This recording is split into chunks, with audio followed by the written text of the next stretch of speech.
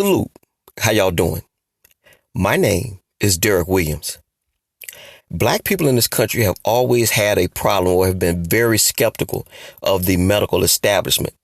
And why? Anyone who has paid attention to history since we've been brought here in chains will yield to the fact that black people have always been the first ones to be experimented on medically for the greater good, of course. This goes back to black people having surgeries performed on them without anesthesia.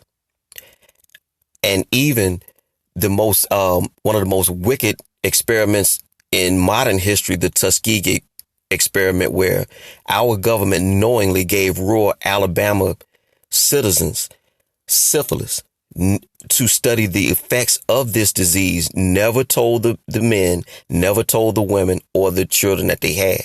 And most recently in Guatemala, a similar experiment was done as well. And the American government finally apologized to Guatemala for introducing syphilis to people there. And so you can kind of agree that, yes, black people want nothing to do with the medical establishment. We go into the hospitals, we end up dead. And I'm sure black people who this have horror stories about it. And so for this reason, blacks are typically afraid to go in hospitals, much less go under the care of somebody in a white coat. The title of this presentation will be called You First, Buddy. And I'm just one man in the comment section on YouTube. I want to introduce you to former President Barack Hussein Obama. And I want you to hear what he has to say about the upcoming vaccines that are going to be rolled out throughout the country. And you judge. All y'all take care. Greenville, Mississippi till I die. And you talk about, that every job has its surprises. And one of the surprises was the outbreak of the H1N1 flu.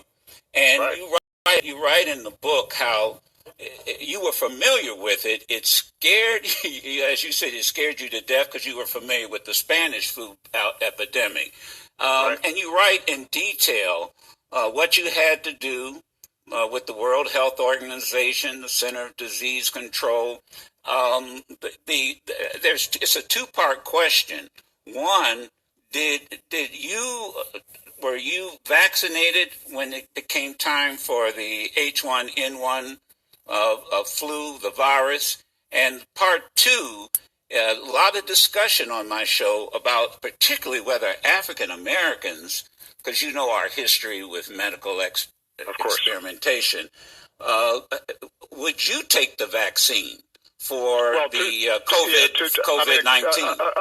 A couple things. H1N1, we were lucky.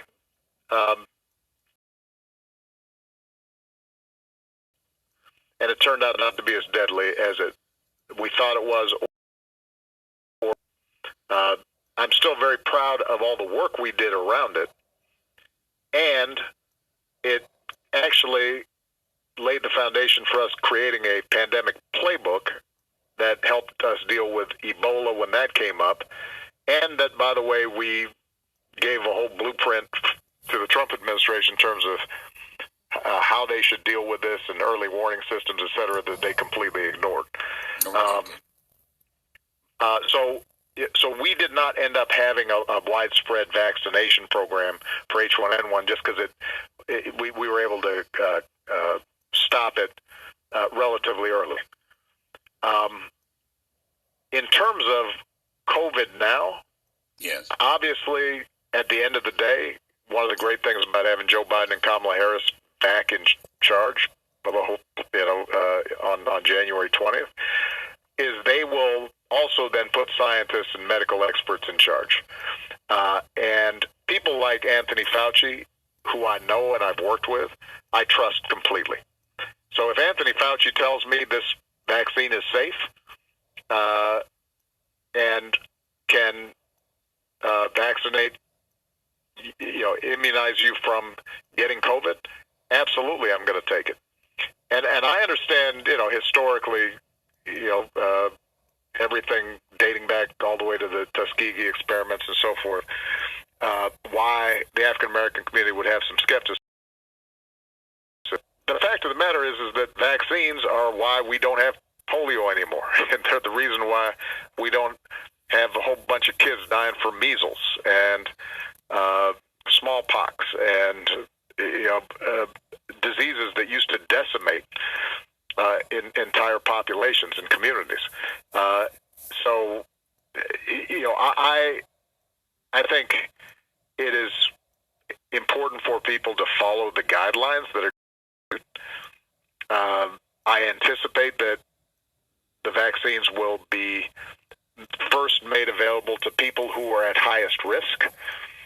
And if you are in that category, if you are elderly, if you've got a pre-existing condition, if you're a frontline worker, if you're a medical worker, if you are in a grocery store, if you're a first responder, you should take that vaccine.